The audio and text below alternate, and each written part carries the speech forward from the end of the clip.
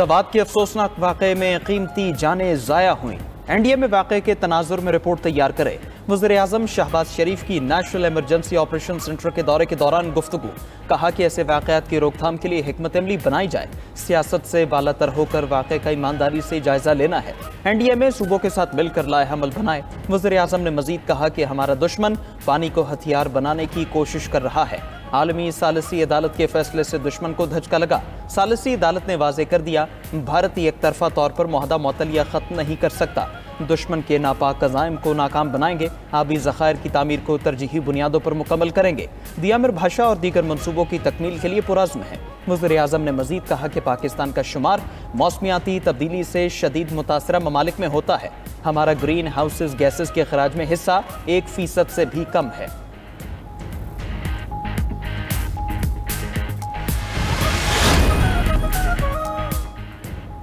पाकिस्तान ने अक़वाम मुत्तहिदा की सलामती काउंसिल की सदारत संभाल ली। नायब वज़ीर-ए-आज़म इसहाक़ डार कहते हैं, पाकिस्तान ये जिम्मेदारी यूएन चार्टर और बैनुल-अक़वामी क़वानीन के तहत निभाएगा। पाकिस्तान जामे और अमली नताज के हुसूल के लिए पुरज़्म है। हमारी सदारत ऐसे वक्त में आ रही है जब दुनिया भर में तनाज़ात और इंसानी बहरान शिद्दत इख्तियार कर रहे हैं। सलामती काउंसिल में मौसर और बरवक्त इक़दामात तरजीह हैं। तनाज़ात के हल के लिए मुकालमे, सिफारतकारी और पुरअमन हल पर जोर देंगे। इसहाक़ डार ने मजीद कहा कि रवा माह 2 आला सतह नुमाइंदा इजलासों की सदारत करूंगा। मसला फ़लस्तीन पर से माही इजलास में खुली बहस होगी।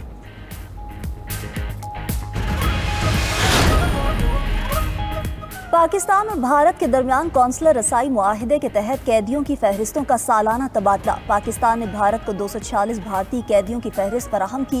भारतीय कैदियों में 193 माहीगीर और 53 आम कैदी शामिल हैं। भारत ने पाकिस्तान को 463 पाकिस्तानी कैदियों की फहरिस्त दी, जिनमें 382 आम शहरी और 81 माहीगीर शामिल हैं। तर्जुमान दफ्तर खारजा ने मुतालबा किया कि जो पाकिस्तानी कैदी सजा मुकम्मल कर चुके हैं उन्हें फौरी तौर पर रिहा किया जाए। पाकिस्तान ने जहनी और जिस्मानी तौर पर बीमार कैदियों के लिए कौंसलर रसाई की भी दरख्वास्त की। बानी पीटीआई के खिलाफ वज़ीर-ए-आज़म शहबाज शरीफ का हरजाने का केस। बानी पीटीआई ने अदालती दायरे इख्तियार सुप्रीम कोर्ट में चैलेंज कर दिया। हरजाना केस की कार्रवाई अपील पर फैसले तक मुअत्तल करने की इस्तदा। दरखास्त में मौक़िफ़ इख्तियार किया कि कानून के मुताबिक डिस्ट्रिक्ट एंड सेशन कोर्ट ही हरजाना केस की समाअत कर सकती है। एडिशनल सेशन जज ने अदालती दायरे इख्तियार पर एतराज़ मुस्तरद कर दिया। लाहौर हाई कोर्ट ने भी इस फैसले को बरकरार रखा। Supreme court, Lahore high court और एडिशनल सेशन जज के अहकामात कालेदम करार दे।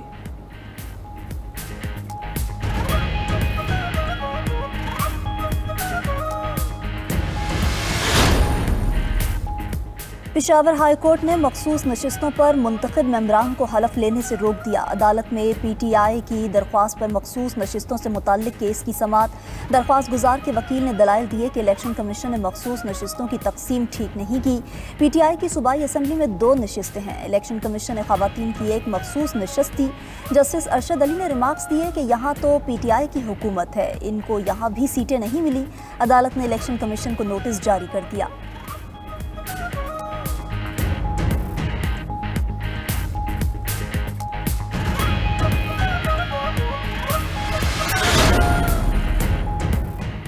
मखसूस नशिस्तों से मुतालिक इलेक्शन कमीशन का इजलास बेनतीजा खत्म। इलेक्शन कमीशन का दोबारा इजलास कल होगा। ज़राए के मुताबिक इलेक्शन कमीशन को ताहाल अदालती फैसले की मुसद्दिक़ा कॉपी नहीं मिली।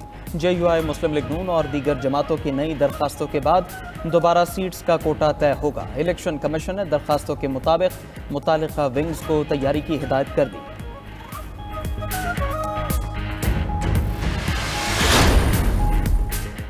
बानी पीटीआई से अडयाला जेल में उनकी 2 बहनों की मुलाकात। नौरीन खान और उज़्मा खान बानी चेयरमैन से मिली। अलीमा खान को भाई से मुलाकात की इजाज़त न मिली। अडयाला जेल के बाहर मीडिया से गुफ्तगू में अलीमा खान ने कहा, 26वीं आईनी तरमीम के नताइज आना शुरू हो गए हैं। बानी पीटीआई को माइनस किया जा रहा है। असम्बली में अरकान चोरी के वोटों से बैठे हैं। अब 27वीं तरमीम लाई जा रही है। आहिस्ता आहिस्ता आवाम की आवाज़ बंद की जा रही है। गुलामी के निज़ाम से बेहतर है जिंदगी जेल में गुजारें। 10 मुहर्रम के बाद पार्टी एहतजाज का लाहेअमल देगी।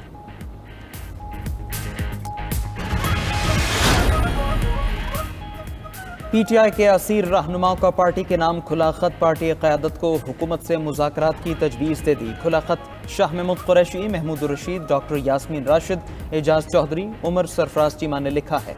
खत के मतन में लिखा गया है कि बदतरीन बहरान से निकलने का वाहिद रास्ता मुज़ाकरात है।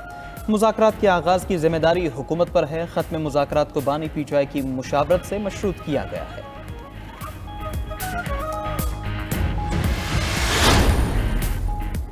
वज़ीर आला पंजाब के खिलाफ असेंबली में एहतजाज क्यों किया? PTI के 26 मुअत्तल अरकान को की ऐवान से पक्की छुट्टी करने की तैयारियां। मुअत्तल अरकान को डीसीट करने के लिए कानूनी कार्रवाई शुरू। स्पीकर ऑफिस की सूबाई वजारत कानून से तफसीली मुशावरत। साबिक चीफ जस्टिस उमर अता बंदियाल के हमजा शहबाज के खिलाफ दिए जाने वाले फैसले की नज़ीर पर काम शुरू कर दिया। स्पीकर ऑफिस की तरफ से रेफरेंस आशूरा के बाद भिजवाए जाने का इम्कान। स्पीकर पंजाब असेंबली की भी सीनियर कानूनदानों से मुशावरत। स्पीकर मलिक मोहम्मद अहमद खान का कहना है कि अरकान असेंबली को डी नोटिफाई करने के फैसलों की नज़ीर पहले ही मौजूद है। रातों रात पेट्रोल 8 रुपये महंगा कर दिए और आवाम जो है ना बिल्कुल इतने मजबूर हो चुके कि बस बिल्कुल बम गिराया आवाम के ऊपर। पहले से भी हालात ख़राब है, बेरोज़गारी है, महंगाई है, ऊपर से ये मसला भी हो गया तो थोड़ा बहुत जो बचत हो रहा था वो पेट्रोल में चला जाता है। इस वजह से बहुत मसले सर। स्कूल के ट्रांसपोर्ट है और दीगर जो हमारे रोज़मर्रा की चीज़ें हैं वो भी महंगी से होती जाती हैं। पेट्रोल के बढ़ने से सब कुछ महंगा हो जाएगा ऑटोमेटिकली, इसलिए कि पेट्रोल पे तो सारा मुल्क चलता है। पेट्रोलियम मसनूआत महंगी होने पर शहरियों में शदीद बेचैनी। मुल्क भर में महंगाई में इजाफे का खदशा जाहिर कर दिया। शहरियों का कहना है पेट्रोल महंगा होने से हर शय महंगी हो जाती है। पेट्रोल 8 रुपये 36 पैसे महंगा होकर 266 रुपये 79 पैसे फी लीटर हो गया। डीजल 10 रुपये 39 पैसे महंगा होकर 272 रुपये 98 पैसे फी लीटर हो गया। पेट्रोल और डीजल महंगा होने पर पब्लिक ट्रांसपोर्ट के किरायों में होशरुबा इजाफा हुआ। पब्लिक ट्रांसपोर्ट तंजीमों ने किराए 5 से 8% बढ़ा दिए। लाहौर से कोयटा का किराया 5500 से बढ़ाकर 5800 रुपये कर दिया गया। लाहौर से फैसलाबाद का किराया 550 से बढ़ाकर 600 रुपये कर दिया गया।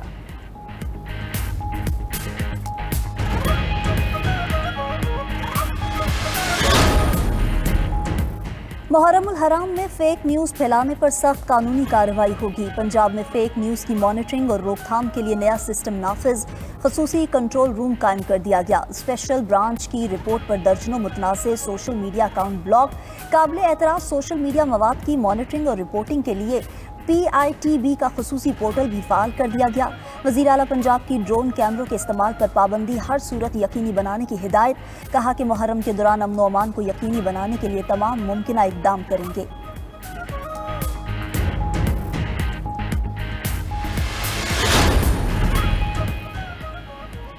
सिंध के रेवेन्यू में पिछले साल के मुकाबले में 29.5% इजाफा। वज़ीर आला मुराद अली शाह का कहना है गुज़श्ता माली साल में SRB ने 306.6 अरब रुपए जमा किए। सिंध रेवेन्यू बोर्ड ने जून में 40.5 अरब रुपए की रिकॉर्ड वसूली की। नए माली साल में नेगेटिव लिस्ट टैरिफ का नफाज किया गया। सीनियर वजीर सिंध शर्जील मेमन का कहना है सूबे में 4400 नए असातिज़ा भर्ती करेंगे। 34,000 स्कूल्स की माली खुद मुख्तारी का अमल आइंदा से माही में शुरू होगा। अगस्त तक मजीद 100 इलेक्ट्रिक बसेज सड़कों पर लाई जाएंगी।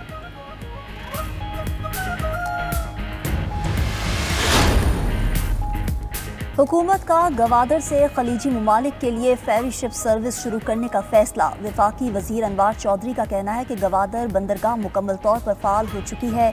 गवादर से खलीजी ममालिक के लिए नई फेरी सर्विस का आगाज़ करने जा रहे हैं। फेरी सर्विस से समुद्री सफ़र आसान और सस्ता होगा।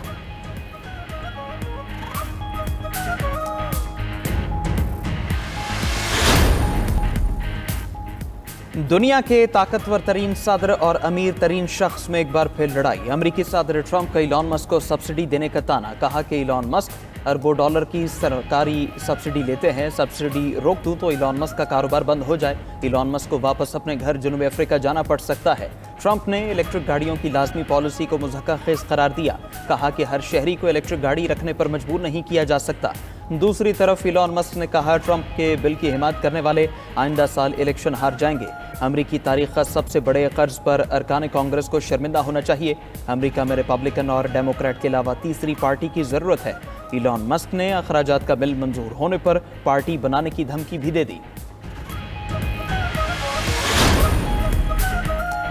तजारती जंग में अमेरिका और कनाडा के दरमियान बर्फ पिघल गई। कनाडा अमेरिका के मुतालबे पर डिजिटल सर्विसेज टैक्स मनसूख करने पर तैयार। कैनेडियन वजीर खजाना ने कहा कि सदर ट्रंप और वजीर आजम कार्नी मुज़ाकरात बहाल करने पर मुत्तफिक हैं। अमेरिका और कनाडा 21 जुलाई तक तजारती मुआहिदे को हतमी शक्ल देना चाहते हैं।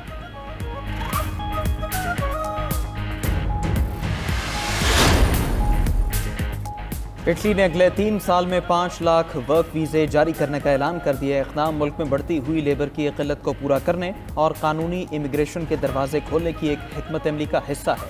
हुकूमती एलामिये के मुताबिक 2026 में 1,64,850 नए अफराद को काम दिया जाएगा।